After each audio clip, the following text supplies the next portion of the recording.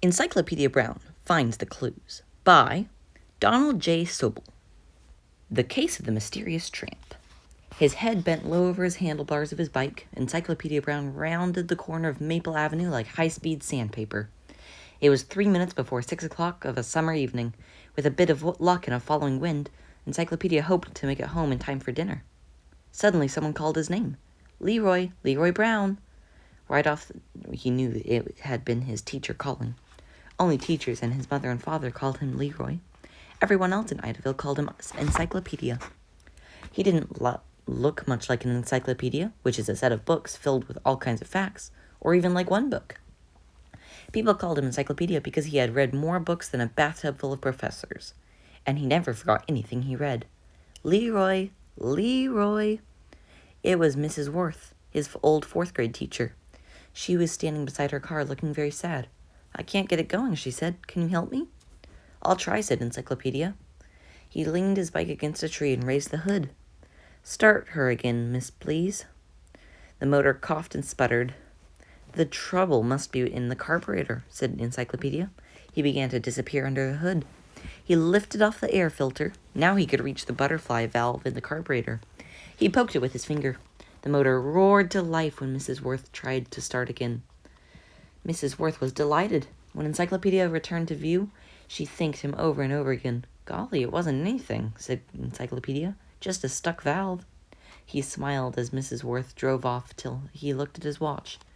It gave him unsmiling news. It was past 6 o'clock, the Browns' dinner hour. He'd catch it for being late. His mother put down a pot of boiled cabbage to stare at him.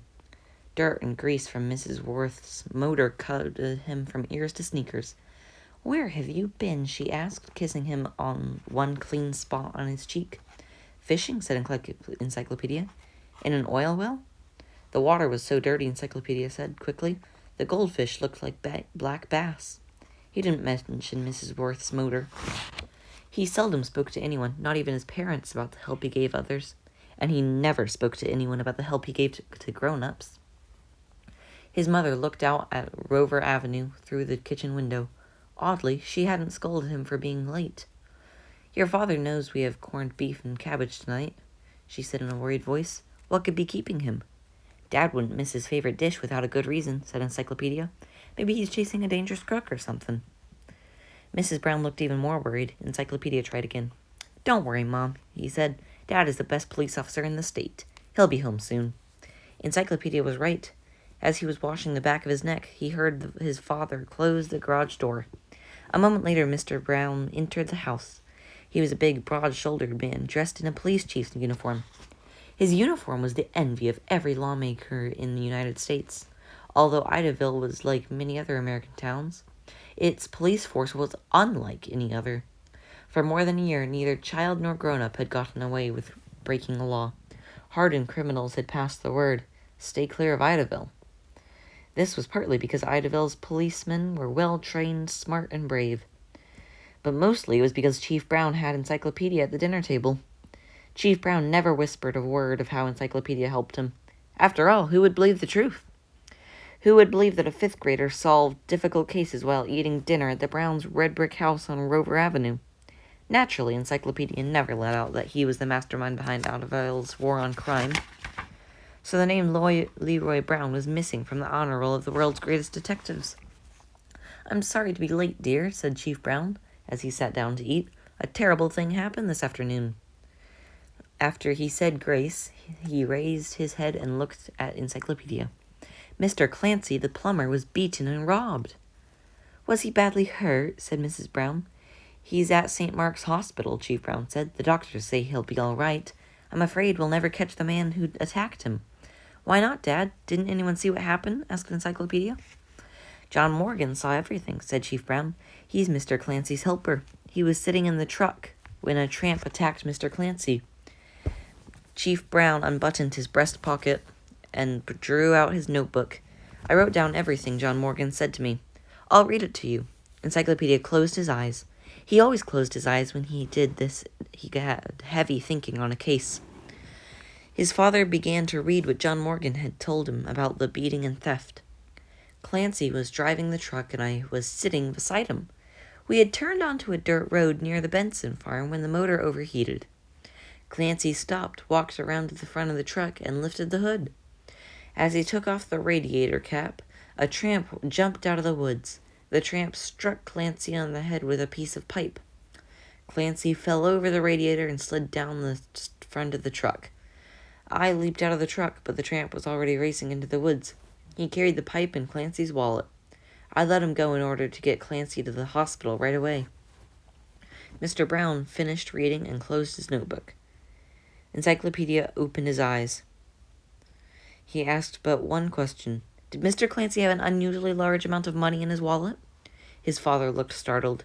Why, yes, he answered. It so happened that Mr. Clancy had $200 in his wallet. He had just been paid for work on a new apartment. What made you think he was carrying a lot of money? He had to be. Now you should have no trouble finding the man who struck and robbed him. No trouble? The woods come out onto a railroad track. It's a sure bet that the tramp hopped right on a freight train. He's probably in Georgia by now. You'll find him where John Morgan lives, and the $200 beside, said Encyclopedia. Do you think John Morgan helped the tramp rob Mr. Clancy? Asked Mrs. Brown. No, answered Encyclopedia. Well, what do you think? Asked Chief Brown. I think that when Mr. Clancy stopped the truck in the woods, John Morgan saw his chance. While Mr. Clancy checked the radiator, John Morgan sneaked from the truck, knocked him out, and stole his wallet with $200. What about the tramp? Asked Chief Brown. There never was a tramp, Dad, said Encyclopedia. John Morgan made it up. John Morgan robbed Mr. Clancy by himself and then drove to the hospital. Chief Brown rubbed his chin thoughtfully. That could be what really happened, he said, but I can't prove it. Your proof is down in black and white, said Encyclopedia.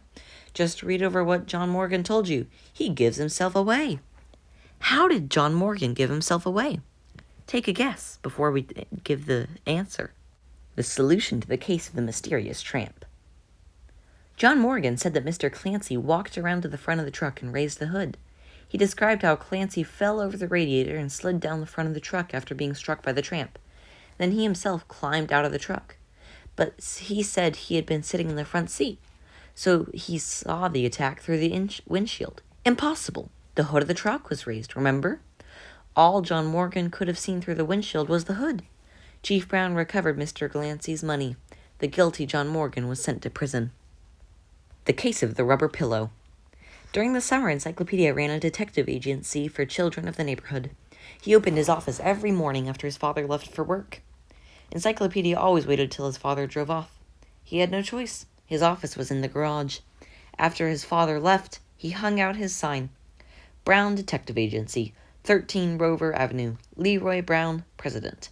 No case too small, 25 cents per day, plus expenses. Late in the morning, Danny Landis hurried into the Brown Detective Agency. He laid a quarter on the gasoline can beside Encyclopedia. I want you to find my pillow, said Danny. It's missing.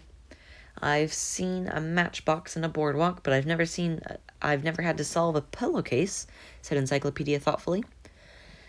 My pillow doesn't have a case, said Danny. It's made of rubber. I blow it up on camping trips. Said Encyclopedia. It gave you the air. When? Half an hour ago, said Danny. I think Bugs Minnie stole it. Bugs? Immediately, Encyclopedia became serious.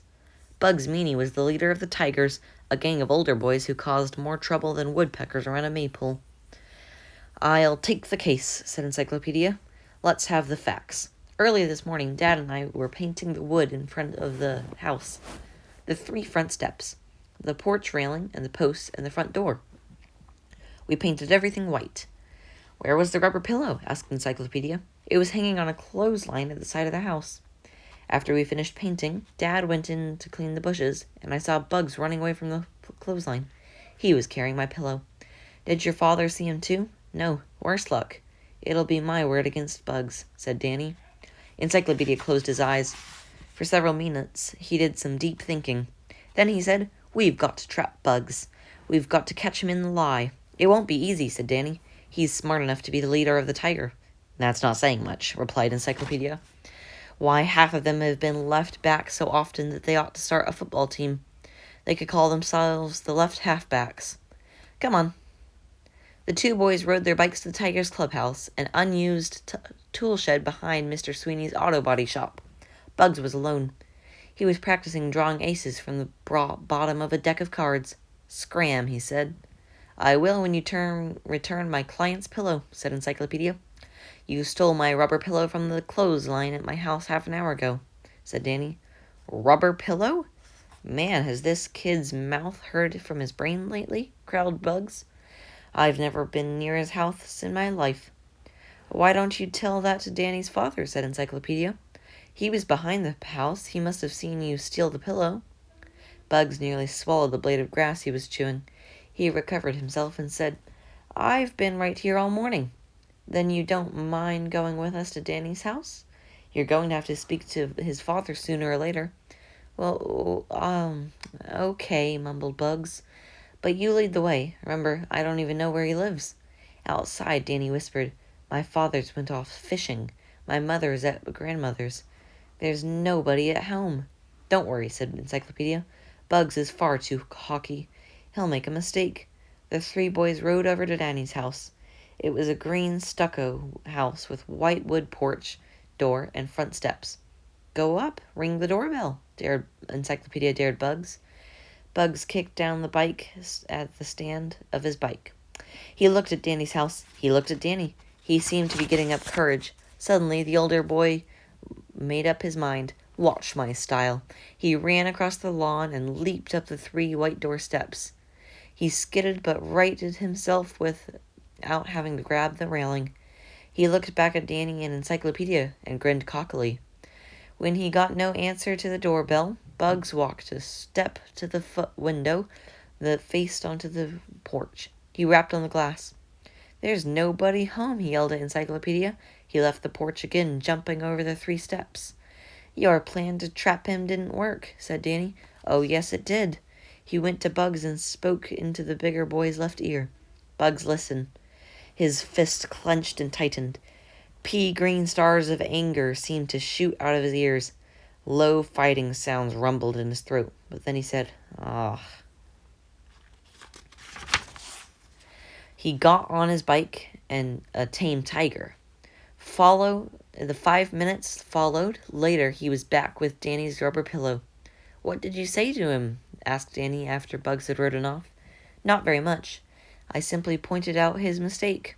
In this case, action spoke louder than words." "What was Bugs' mistake?" Pause the recording now and try to think. The solution to the case of the rubber pillow. Bugs claimed he had never been to Danny's house, yet he knew the porch railing, the steps, and the front door were just painted and still wet. How had he given himself away? By 1. Jumping over the steps, getting on and off the porch instead of mounting them. 2. Riding himself without touching the porch railing after he skidded. And 3. Knocking on the glass window rather than on the front door when no one answered the doorbell. Obviously, Bugs didn't want to get fresh white paint on his hands or shoes. The case of Bugs' kidnapping. Bugs Meany would have liked to get even with Encyclopedia by punching him in the eye 4 or 5 times, but he didn't dare, for 2 reasons. The first was the quick left fist of pretty 10-year-old Sally Kimball. The second was Sally's right. It was even quicker than her left. One day, Sally had seen Bugs bullying a Cub Scout. "Stop it," she had cried, hopping off her bike. "Go powder your nose," Bugs had jeered. Zam went Sally's right. Wham went Bugs against the ground. He bounced up, red as a Jersey apple. Sally's rights and left were a blur. Zing, zap, zam. Bugs was something of a blur, too. He went up and down like a yo-yo. Wham, whap, whomp. Finally, Sally dusted his chin with an uppercut and left him panting on his back. The news raced through their neighborhood. A girl had laid out big, bad Bugs Meany flatter than a smoking herring. The next day, Encyclopedia invited the new champion to join the Brown Detective Agency as a junior partner. Sally accepted the spot, and Encyclopedia stopped worrying about Bugs Meany's muscles. But Bugs didn't stop plotting. He just plotted farther behind Encyclopedia's back. And harder. "Look out for him," warned Sally. "He's like a set of false teeth, always trying to get even." "I sort of hope he keeps trying," said Encyclopedia. "Business would fall out if without big Bugs causing trouble."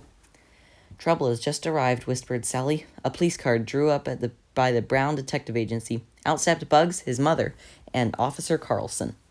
The meanies have brought a serious charge against you, Officer Carlson said to Encyclopedia. This little do-gooder here was part of the gang that kidnapped me, said Bugs. Encyclopedia and Sally stared at each other. Tell him what you overheard, dear, said Mrs. Meany. I heard the kidnapper saying Encyclopedia Brown was going to pick up the money, said Bugs. I don't know what he's talking about, asked Encyclopedia. What kidnappers? What money? Don't play dumb, sneered Bugs. The ransom money. Start from the beginning, Officer Carlson suggested to Bugs. About 5 o'clock yesterday afternoon, began Bugs. I was walking home from the clubhouse. I was minding my own business when someone hit me on the head. He might have been killed, said Mrs. Meany. Bugs put on a brave look and continued. When I woke up, I was lying in a dark room without lights or windows. Could you hear anything? Asked Officer Carlson. Yeah, said Bugs. I heard the kidnappers talking in the room next to me. They had to telephone my mother. She had agreed to pay $1,000 ransom money for my safe return. Mrs. Meany broke in. Around 6 o'clock last night, I got a telephone call. The voice at the other end said to bring $1,000 to the old railroad station at 9 o'clock that very night. I was not to call the police. A boy would meet me and take the money. That boy was Encyclopedia Brown, the pride of Idyllville, said Bugs. I heard the kidnappers say he was to get $100 for picking up the ransom money. That's a lie, said Encyclopedia. Quiet down, said Officer Carlson. You'll have your turn. Go on, Bugs. When Encyclopedia didn't show up with the money, the kidnappers figured he'd kept it all for himself. They got angry every minute. I brought as much money as I could to get to the railroad station on short notice, said Mrs. Meany. Nobody met me. I guess our little smarty lost his nerve the last time, said Bugs, but I didn't lose mine. I knew the kidnappers might kill me. They were so angry. I looked for a way to break out. My poor baby, said Mrs. Meany. Bugs made a face and went on. I felt around the dark room where the kidnappers had put me. I found a crowbar. I thought I'd take the hinges off the locked door, but no luck. The hinges were on the other side of the door. How terrible, sobbed Mrs. Meany. For Pete's sake, Mom, let me finish, exclaimed Bugs. He licked his lips and said, I decided to break the lock and fight my way out. Before I could start, I heard the kidnappers coming towards the door. I had planned to hit the first one who came into the room with a crowbar, take his gun, and shoot my way to freedom. Bugs drew a deep breath. I never swung the crowbar. The door was unlocked and pushed open hard. It swung into the room, knocking me down. I looked up. By the hall light, I saw a man pointing a gun at me. Mrs. Meany gasped and wrung her hands. It looked like my number was up, said Bugs. He rolled his eyes to heaven. Instead, the kidnappers drove me to the place where they'd kidnapped me and let me go. Mrs. Meany muttered about a miracle. Officer Carlson looked to Encyclopedia. Is this some kind of prank? Yes, sir, answered Encyclopedia. It is. Sally covered her mouth, stunned. It was probably one of the tigers who telephoned Mrs. Meany to say Bugs had been kidnapped, explained Encyclopedia. The rest is all made up. I'm no liar, shouted Bugs. I heard the kidnappers say you were hired to pick up the ransom money. You never showed up at that railroad station. You got scared. My mother is right. I'm lucky to be alive. It wasn't part of the kidnap gang, said Encyclopedia, because there was no kidnap gang. Except for one slip, you might have made everyone believe you, Bugs. What was his mistake? You can pause the recording here to try to think of it.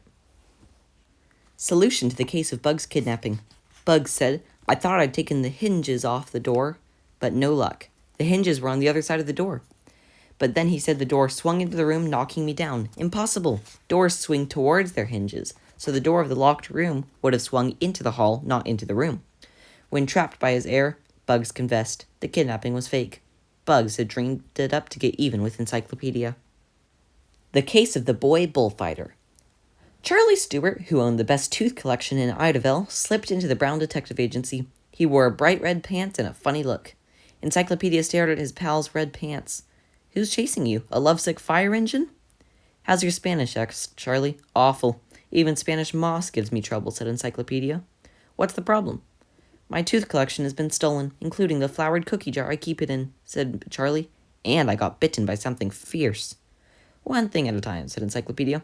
I thought you could reach into that cookie jar and pull out a tooth without getting nipped. Kind of like a snake trainer. I wasn't bitten in the cookie jar, said Charlie, turning around. I was bitten here. The seat of his red pants were missing. The teeth that bit me belonged to a dog, a big black dog, and he understands only Spanish. I don't do well with dogs that understand only English, said Encyclopedia.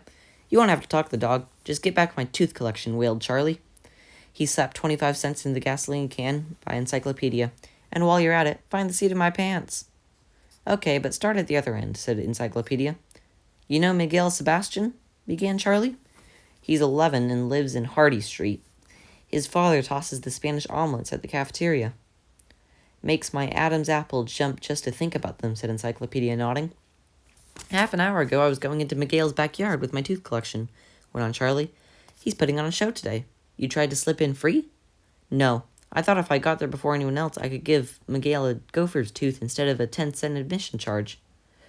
"What did Miguel say?" "Something in Spanish, and zoom, his big black dog caught me by the seat. Miguel was very polite. When he asked me if he could do anything, he took the cookie jar with the teeth. So it wouldn't break, he said. You were fighting all the time?" "I was screaming bloody murder and running in place. You should have seen that dog." Said Encyclopedia. "This case calls for some extra equipment." He filled a paper cup with chocolate drops left over from his mother's card party. Charlie borrowed a pair of pants, and the two boys went to see Miguel's show. Charlie paid the admissions, and they found seats on the grass just in time. Miguel was about to start. He was supposed to be a bullfighter. He was big, black dogs with bull horns. To prove his sharpness, he sliced a banana on each knife. The girls in the audience squealed in fright. Encyclopedia saw Sally in the front row. She's ought to be minding the detective agency, he thought darkly. Miguel shook a red blanket. Like a red bullfighter with a cape, he began to play with the big dog. The dog had been trained to charge like a bull. It rushed at the red blanket, teeth bared and knives flashing. Miguel spun aside. He spins better than a dime store top, thought Encyclopedia. But he's crazy. Those knives could hurt. After 10 or 12 passes, Miguel threw away the blanket he had been using. He took from his pocket a small piece of red cloth. Charlie muttered something that wasn't very nice. Encyclopedia could hardly blame him.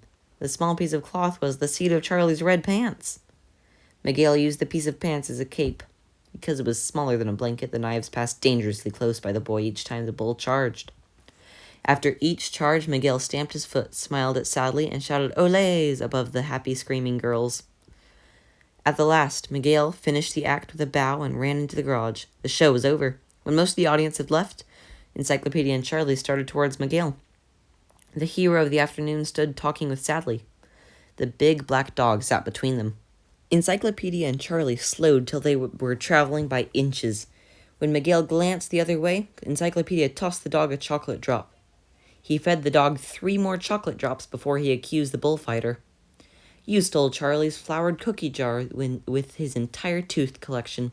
"I did no such thing," said Miguel, looking calmly at the boys.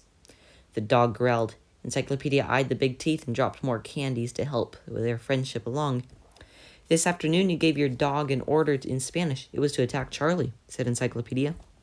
"While that monster was hanging on to the seat of my pants, you took my tooth collection," said Charlie. "I gave no such order," said Miguel.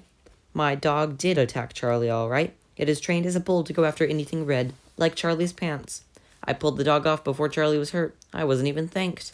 "You're lying," said Encyclopedia. "How dare you say Miguel did such a low thing?"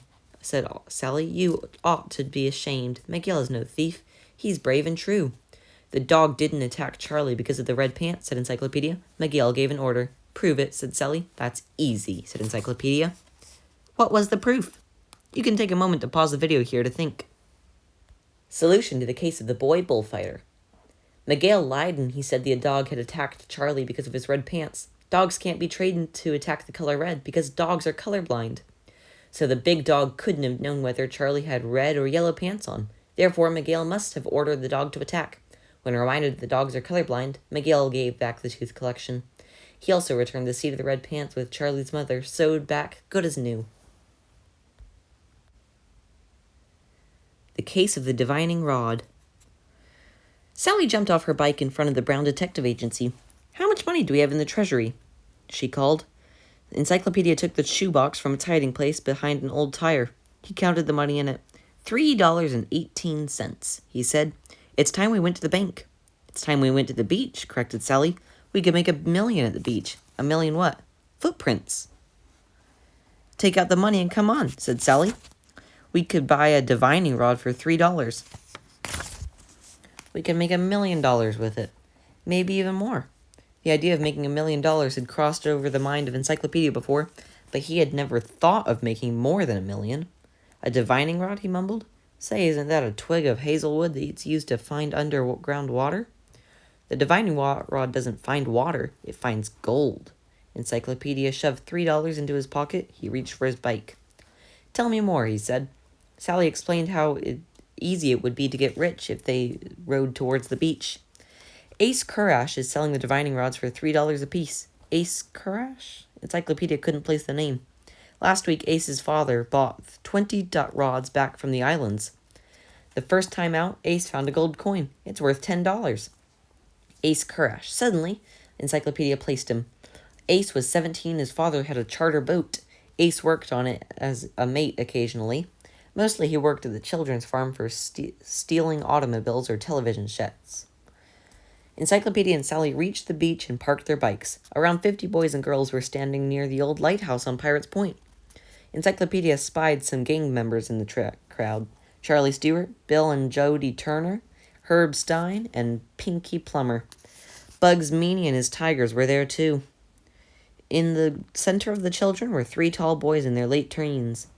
One carried a basket filled with divining rods. The second carried a shovel. The third was Ace Kurash. A lot of you think I'm trying to cheat you, said Ace, but I'll tell you this. Last week I took the divining rod out near the marina and found a buried gold coin. Ace held up a gold coin in one hand and a divining rod in another, a forked twig in the other. This coin is worth $10, he announced. If any of you had found it, you would have paid off the price of the divining rod 3 times over. Aw, grumbled Bugs. Cut the chatter and let's see that hunk of firewood do to us. I don't blame you, kid, said Ace. Doubt all you like till you see how it works with your own eyes. Me? I wouldn't pay $3 on your say-so either. So I'll tell you what I'm gonna do.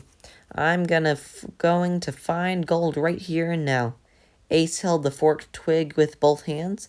He bowed his head a second. Then he walked slowly down the beach. Right behind him marched his 2 pals. The one with the shovel had it balanced lightly in his hands, ready to dig up sand the moment Ace gave a word. The other carried the basket of divining rods on his hip, ready to sell them like hotcakes when gold was discovered. If there is 1 ounce of gold in the sand here, I'll find it with my divining rod, promised Ace. The children fell into step beside him. No one spoke a word at all. All eyes were at the twig in Ace's hands. Lots of pirates used to come to this beach, said Ace.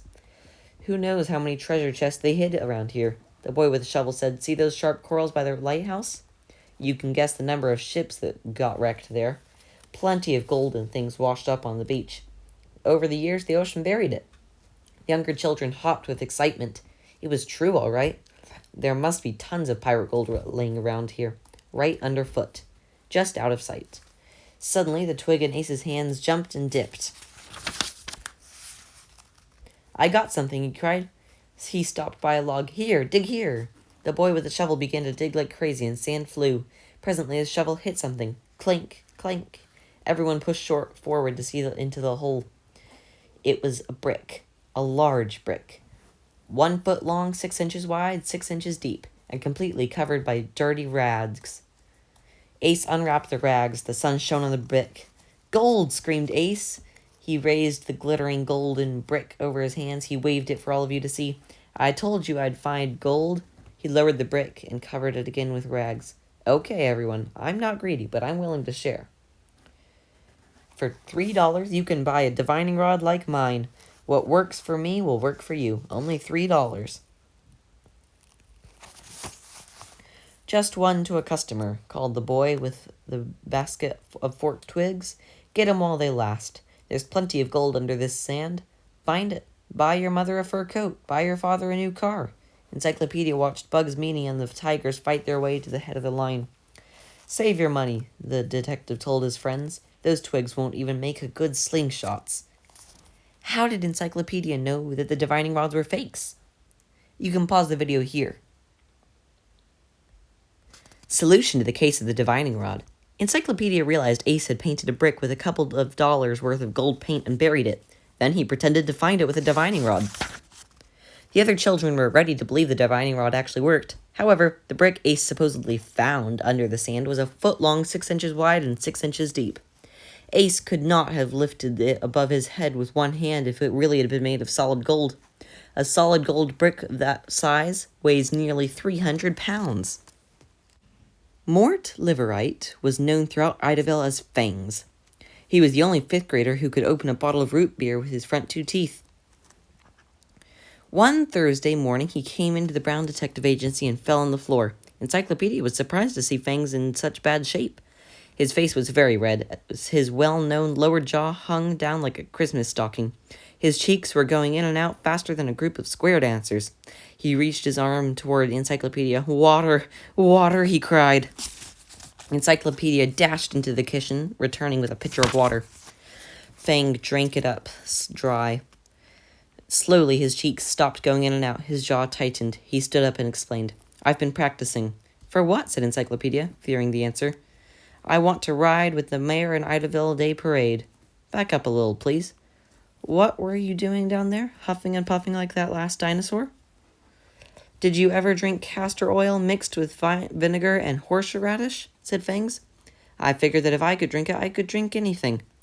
"Toughening up your tonsils, eh?" asked Encyclopedia. "How come?" "Every year the Daughters of Pioneers hold Indian trials. The boy who wins gets to ride in the mayor's car in the parade." "Go on, I'll catch up." "The Indian trials are made up of 3 contestants. Last year I won at the boiling water. Melvin Hoffenberg won at setting up a tent. Then Melvin won the deciding contest, drinking the bitter drink. I begin to follow you. In the olden days, an Indian youth couldn't become a brave till he swallowed a bitter drink without changing its expression on a face." Fangs put a quarter in the gasoline can beside him. "I want to hire you. You suspect Melvin cheated his way in swallows?" "He did something crooked last year. The stuff we had to drink could clean a stove, but Melvin drank it down like pineapple punch. I want you to watch him at the Indian trials tomorrow." "I'll watch him like a factory clock," promised Encyclopedia. The next morning, Encyclopedia rode over to Sally's house and explained the case.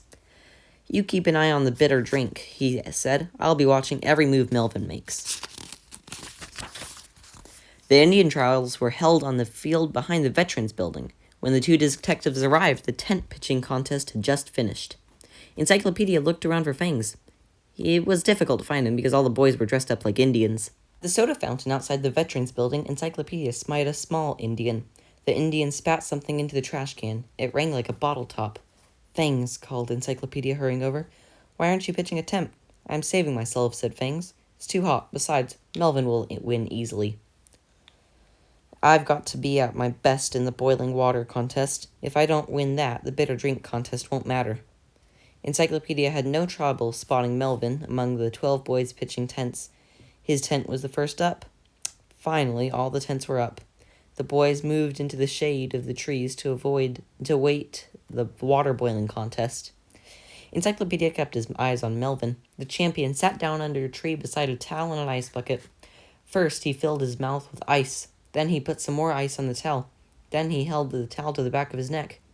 "He sure knows how to stay cool on a hot day," Encyclopedia thought admiringly. Melvin sucked the ice and rested while the boiling water contest was held out in the hot sun. All the boys in the contest used hands only. Except Fangs. He used his teeth. The other boys tried to start a spark by knocking one stone against another. Fangs held a stone in each hand, and then he knocked him between a third stone, between his mighty front teeth. Sparks flew out of his mouth like a Chinese skyrocket. Before anyone else got the first flame weak, Fangs had a fire roaring under his water kettle. It was 1 victory apiece for Fangs and Melvin. The bitter drink contest would decide the final winner. Sally stopped by Encyclopedia. "The bitter drink is ready," she shuddered. "It tastes like a mustard bath." Only 5 boys dared drink the drink. After one swallow, they had dropped the cup and went leaping away as if gravity were out of style. The other boys hung back, looking at Melvin. The champion calmly spat out his mouthful of ice. He wiped his hands on the towel and took the cup. He made his face as blank as a refrigerator door. Then, without changing expression, he drained the cup. "He isn't human," moaned Fangs. You've got the strongest jaws here, said Encyclopedia. Lock them together once you get your stuff, and you'll win. Did you see something? Asked Fangs. Did you see Melvin cheat? He asked hopefully. Never mind that, said Encyclopedia. Just keep your face still and hold the drink in. Okay, growled Fangs, lowering his head determinedly. Keep my face still and hold the drink in. I'll do it. I'll make them forget the Hoover Dam. He seized the cup and downed it in 2 gulps. Then his mighty jaws locked, and though his eyes popped in and out, he swayed and bounced like a rope bridge. That's good enough to win, said Encyclopedia. Only Melvin did better, and he'll be ruled out of the contest after I speak to the judges. How had Encyclopedia known that Melvin had cheated? You can pause the recording here. Solution to the case of the bitter drink. Melvin used the ice to cool himself in the heat of the day, and for something else. He kept the ice in his mouth to freeze the taste buds of his tongue. With his taste buds deadened, he couldn't taste a thing, so he had no trouble at all drinking the drink.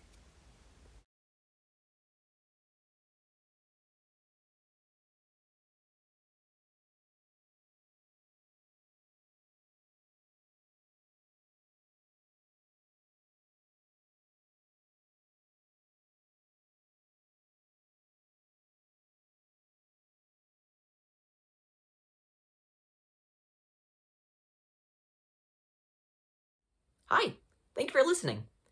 Encyclopedia Brown Finds the Clues is written by Donald J. Sobal, and this audiobook was produced by Mango Studios. Please like and subscribe to help us make more videos like this and support our channel.